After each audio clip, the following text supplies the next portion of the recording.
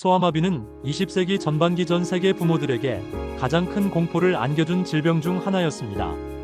주로 5살 미만의 어린이를 침범하여 영구적인 마비를 일으키거나 사망에 이르게 하는 이 바이러스성 질환은 한때 여름의 재앙이라고 불렸습니다. 1952년 미국에서만 5만 8천 명의 환자가 발생했고 이 중 3,145명이 사망했으며 2만 1,269명이 마비 후유증을 겪었습니다.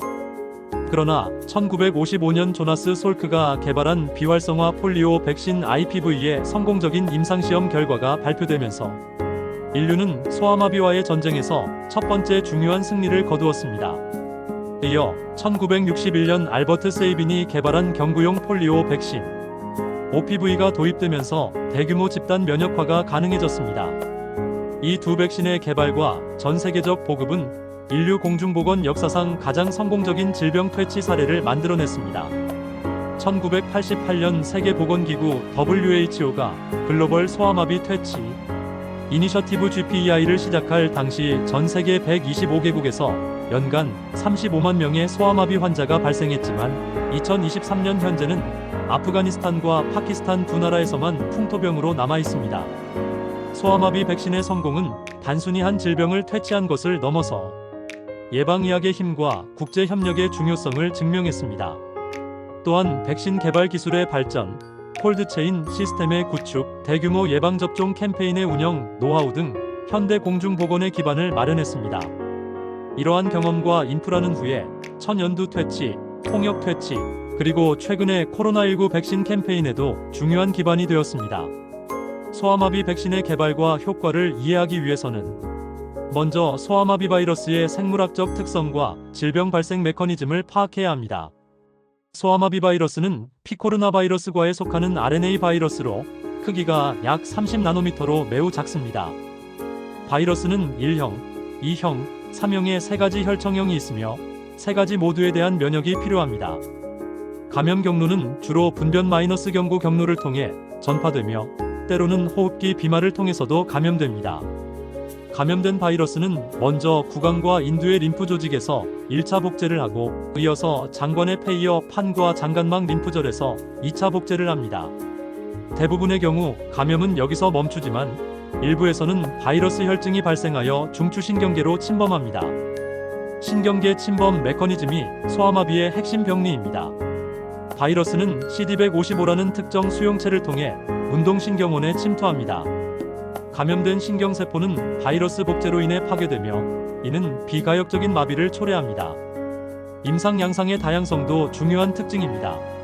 소아마비 감염의 95%는 무증상이거나 경미한 비특이적 증상만 나타납니다.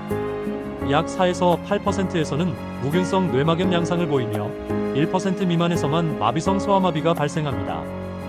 바이러스 배출과 전파력도 중요한 특성입니다. 감염자는 증상 발현 전부터 분변을 통해 수주간 바이러스를 배출하므로 무증상 감염자도 전파에 중요한 역할을 합니다. 환경적 안정성도 고려해야 할 요소입니다. 소아마비 바이러스는 하수와 물에서 수개월간 생존할 수 있습니다. 소아마비 백신 개발은 20세기 중반 의학계의 가장 큰 성취 중 하나입니다. 초기 연구와 도전은 1930년대부터 시작되었습니다. 1935년 모리스 브로디와 존 콜머가 개발한 초기 백신들은 안전성 문제로 실패했습니다. 결정적 돌파구는 1949년 존 앤더스, 토마스 웰러, 프레드릭 로빈스가 신경조직이 아닌 배양된 인간세포에서 소아마비 바이러스를 성공적으로 배양한 것이었습니다. 이 발견으로 세 사람은 1954년 노벨 생리의학상을 수상했습니다. 조나스 솔크의 IPV 개발은 1950년대 초반에 이루어졌습니다. 솔크는 원숭이 신장세포에서 바이러스를 대량 배양한 후 포르말린으로 불활성화시키는 방법을 개발했습니다. 역사적인 대규모 임상시험이 1954년에 시행되었습니다. 토마스 프랜시스가 주도한 이 시험은 총 180만 명의 어린이를 대상으로 실시된 인류 역사상 가장 큰 규모의 임상시험이었습니다. 1955년 4월 12일 발표된 결과는 백신의 효과가 80에서 90%라는 놀라운 수치를 보여주었습니다. 대중적 환호와 즉시 사용이 이어졌습니다. 하지만 초기 생산 과정에서 커터 사건이 발생하여 약 260명의 아이들이 소아마비에 걸리는 안타까운 일도 있었습니다. 알버트 세이빈의 OPV 개발은 다른 접근법을 택했습니다. 세이빈은 바이러스를 인위적으로 약독화시켜 살아있지만 병원성이 약화된 바이러스를 사용하는 생백신을 개발했습니다. 이 백신은 경구 투여가 가능하고 장기간 면역을 제공하며 집단 면역 형성에 유리하다는 장점이 있었습니다. 소련에서의 시험과 성공이 세이빈 백신의 전환점이었습니다. 미국에서 이미 IPV가 사용되고 있어 대규모 시험이 어려웠던 세이빈은 소련의 미하일 추마코프와 협력하여 1957년부터 수백만 명을 대상으로 시험을 실시했습니다. 그 성공을 바탕으로 1961년부터 미국에서도 사용이 승인되었습니다. 비활성화 폴리오 백신 IPV는 현재 대부분의 선진국에서 사용되는 표준 백신입니다. 제조 과정은 바이러스를 배로 세포 배양해서 증식시킨 후 포르말린으로 완전히 불활성화합니다. 현재 사용되는 강화형 IPV는 원래 솔크 백신보다 3에서 5배 높은 항원 농도를 가집니다. 면역학적 특성은 IPV의 중요한 장점입니다. 근육 주사로 투여되어 주로 혈청 항체를 유도하며 마비성 소아마비를 거의 100% 예방합니다. 3회 기초 접종으로 95% 이상에서 방어 항체가 형성됩니다. 안전성 프로필은 IPV의 가장 큰 장점입니다. 불활성화 바이러스를 사용하므로 백신으로 인한 소아마비 발생 위험이 전혀 없습니다. 면역 저하자나 임신부에게도 안전하게 사용할 수 있습니다. 제한점과 단점도 있습니다. 주사로 투여해야 하므로 비용이 OPV보다 높습니다. 장관 면역 형성이 제한적이어서 바이러스 전파 차단 효과가 OPV에 비해 떨어집니다. 현재의 사용 현황을 보면 대부분의 선진국에서는 IPV만을 사용하는 정책을 채택하고 있습니다. 경구용 폴리오 백신 OPV는 글로벌 소아마비 퇴치 캠페인의 핵심 도구였습니다. 생백신의 독특한 특성이 OPV를 특별하게 만듭니다. 약독화 생바이러스는 장관에서 복제되면서 자연 감염과 유사한 면역 반응을 유도하고 장관 면역을 제공합니다. 투여의 편리성은 OPV의 혁신적 장점이었습니다. 경구 투여가 가능하여 대규모 집단 면역화 캠페인을 가능하게 했습니다. 집단 면역 효과는 OPV의 가장 중요한 특성 중 하나입니다. 백신 바이러스가 접종받지 않은 사람들에게도 전파되어 무료 면역화 효과를 만들어냅니다. 비용 효과성도 뛰어났습니다. 대량 생산이 가능하고 투여 비용이 낮아 개발도상국에서도 광범위하게 사용할 수 있었습니다. 한계와 위험성도 존재했습니다. 가장 심각한 문제는 백신 관련 마비성 소아마비 VAPP입니다. 매우 드물지만 약 250만에서 300만 회, 접종당 한 회꼴로 약독화 바이러스가 병원성을 회복할 수 있습니다. 순환하는 백신 유래 폴리오 바이러스 CVDPV도 중요한 문제입니다. 집단 면역이 낮은 지역에서 백신 바이러스가 장기간 순환하면서 병원성을 회복하여 소아마비 유행을 일으킬 수 있습니다. 단계적 중단 과정이 진행되고 있습니다. 2016년 전 세계적으로 2형 OPV 사용을 중단했고 야생형 소아마비가 퇴치되면 모든 OPV 사용을 중단할 예정입니다. 1988년 시작된 글로벌 소아마비 퇴치 이니셔티브는 인류 역사상 가장 큰 규모의 공중보건 프로젝트입니다. 당시 전 세계 125개국에서 연간 35만 명의 소아마비 환자가 발생하고 있었습니다. 로타리 클럽의 폴리오 플러스 캠페인이 시발점이 되어 WHO, 유니세프, 미국 CDC가 파트너십을 이루었습니다. 전략의 4가지 기둥이 GPEI의 핵심입니다. 첫째는 정례 예방접종, 둘째는 급성이완성마비 AFP 감시체계, 셋째는 국가면역의 날과 같은 대규모 추가 면역화, 넷째는 고위험 지역에서의 표적 청소 캠페인입니다. 획기적인 성과들이 지속적으로 달성되었습니다. 1994년 아메리카 대륙, 2000년 서태평양 지역, 2002년 유럽 지역, 2014년 동남아시아 지역에서도 퇴치가 달성되었습니다. 전 세계 소아마비 환자 수는 1988년 35만 명에서 2018년 33명으로 99.9% 감소했습니다. 혁신적인 감시 시스템을 구축했습니다. 환경 감시를 통해 하수에서 폴리오 바이러스를 조기 발견하는 시스템도 구축했습니다. 기술적 혁신과 도구들이 개발되었습니다. 콜드체인 시스템의 발전, 백신 운반용 쿨러, 콜드체인 모니터, 동결 지시기 등의 도구들이 개발되었습니다. 사회적 동원과 커뮤니케이션도 중요한 요소였습니다. 소아마비 퇴치는 지역별로 서로 다른 양상과 도전을 보여주었습니다. 아메리카 대륙의 성공 모델은 다른 지역의 벤치마크가 되었습니다. 서태평양 지역의 독특한 도전은 넓은 바다와 수많은 섬들이었습니다. 유럽 지역의 재도입과 대응은 퇴치 후 관리의 중요성을 보여주었습니다. 아프리카 지역의 복잡한 여정은 가장 도전적이었습니다. 동남아시아 지역의 인도 성공은 특별한 의미를 가집니다. 현재 남은 두 나라, 아프가니스탄과 파키스탄은 여전히 소아마비가 풍토병으로 남아있는 유일한 국가들입니다. 이 지역들은 보안 문제, 정치적 불안정, 접근성 제한 등 복합적인 도전을 안고 있습니다. 소아마비 퇴치 과정에서 다양한 기술적 혁신이 이루어졌습니다. 새로운 OPV 개발이 중요한 진전입니다. 기존 OPV의 CVD-PV 문제를 해결하기 위해 신형 경구용 폴리오 백신이 개발되었습니다.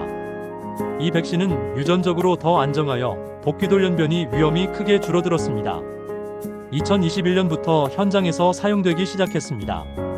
백신 전달 기술의 혁신도 이루어졌습니다. 백신 마크는 투여된 백신이 체내에서 검출 가능한 마커를 남기는 기술입니다. 마이크로니들 패치는 주사 없이도 IPV를 핀에 투여할 수 있게 합니다. 콜드체인 기술의 발전은 백신 보급에 혁명을 가져왔습니다.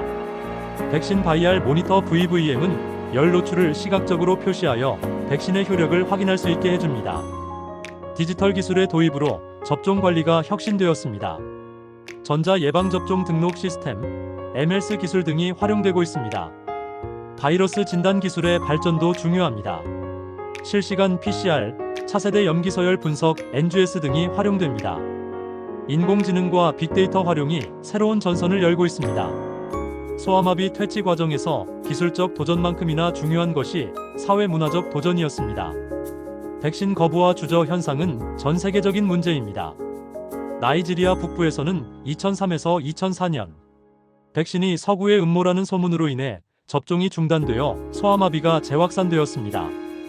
문화적 신념과 관습의 영향, 의료 시스템에 대한 불신도 중요한 장벽입니다. 소통 전략의 혁신이 이러한 도전에 대한 대응책이었습니다. 신뢰할 수 있는 메신저 활용, 지역사회 참여 강화, 미디어와 소셜미디어 활용, 행동과학 적용 등이 도입되었습니다. 소아마비 퇴치 프로젝트는 막대한 경제적 효과를 창출했습니다. 직접적 비용 절감이 가장 명확한 효과입니다. 미국의 경우 1988년 이후 소아마비 예방으로 인해 약 1,800억 달러의 의료비를 절약한 것으로 추산됩니다. 생산성 향상 효과도 큽니다. 세계은행은 경제적 이익을 연간 400에서 500억 달러로 추산하고 있습니다. 투자 수익률 ROI 분석에서 소아마비 퇴치는 매우 높은 수익률을 보여줍니다. 총 투자액은 약 220억 달러이지만 경제적 이익은 수조 달러에 달합니다. 투자 대비 수익률이 1대 20을 넘는 것으로 분석됩니다. 보건 시스템 강화 효과도 중요한 이익입니다. 소아마비 퇴치 경험은 다른 질병 퇴치 프로그램에 중요한 교훈과 기반을 제공했습니다. 천연두 퇴치의 교훈 적용에서 시작되었고 홍역 퇴치, 기니웜 퇴치, 말라리아, 결핵, HIV 에이즈 대응에도 그 경험이 활용되고 있습니다. 신종 감염병 대응 역량도 강화되었습니다. 2023년 현재 소아마비 퇴치는 마지막 단계에 있지만 여전히 중요한 도전들이 남아 있습니다. 야생형 폴리오 바이러스는 아프가니스탄과 파키스탄에서만 풍토병으로 남아 있습니다. 2023년 전 세계 야생형 소아마비 환자는 12명으로 역사상 가장 낮은 수치를 기록했습니다. 하지만 순환하는 백신 유래 폴리오 바이러스 CVD-PV는 여전히 여러 국가에서 발생하고 있습니다. 아프가니스탄의 특수한 상황, 파키스탄의 도전, 환경 감시의 중요성, 백신 전환과 관리 퇴치 후 시나리오 준비, 자금 조달의 지속성 등이 현재의 주요 도전 과제입니다. 소아마비 퇴치의 마지막 단계에서 혁신적인 접근법들이 시도되고 있습니다. 유전적 감시 기술, 인공지능과 머신러닝 활용, 드론과 위성 기술 활용, 모바일 헬스 기술 확산, 행동과학 기반 접근법, 통합적 서비스 제공, 민간 부문 참여 등이 그것입니다. 소아마비 퇴치 경험은 미래의 글로벌 헬스 노력에 중요한 교훈을 제공합니다. 정치적 의지, 국제 협력, 지역사회 참여, 혁신과 적응, 인내와 지속성, 형평성과 접근성, 증거 기반 의사결정의 중요성이 확인되었습니다. 소아마비 백신의 개발과 글로벌 퇴치 노력은 20세기와 21세기 인류가 이룬 가장 위대한 성취 중 하나입니다. 이 여정은 과학의 힘, 국제 협력의 중요성, 그리고 인류의 승리를 보여주는 감동적인 이야기입니다. 글로벌 소아마비 퇴치 이니셔티브는 인류 역사상 가장 큰 규모의 평화적 국제 협력 사업으로 기록될 것입니다. 35년 이상의 노력을 통해 전 세계 소아마비 환자 수를 99.9% 이상 감소시킨 성과는 기적적인 성취입니다. 기술적, 사회문화적, 경제적 관점에서도 소아마비 퇴치는 중요한 이정표였습니다. 현재 우리는 소아마비 퇴치의 마지막 단계에 있습니다. 아프가니스탄과 파키스탄에서의 마지막 도전을 극복하고 완전한 퇴치를 달성하기까지는 여전히 상당한 노력이 필요합니다. 소아마비 퇴치 후에도 그 유산은 계속될 것입니다. 이 과정에서 구축된 글로벌 헬스 인프라와 협력 체계, 혁신적 기술들, 그리고 불가능한 것도 가능하게 만들 수 있다는 집단적 신념은 미래의 건강 도전에 대응하는 귀중한 자산이 될 것입니다. 결론적으로 소아마비 백신과 퇴치 노력은 과학의 승리이자 인류의 승리이며 국제 협력의 가능성을 보여준 역사적 성취입니다. 소아마비 없는 세상이 완전히 실현되는 그날까지, 그리고 그 이후에도 이 놀라운 여정에서 얻은 교훈들이 인류의 건강과 복지 증진을 위해 계속 활용되기를 기대합니다. 본 콘텐츠는 일반적인 건강 정보이며 전문적인 의학적 조언이나 진료를 대체할 수 없습니다. 건강에 문제가 있을 경우 반드시 의사 등 의료 전문가와 상담하시기 바랍니다. 제공된 정보의 활용에 대한 모든 책임은 전적으로 사용자 본인에게 있습니다.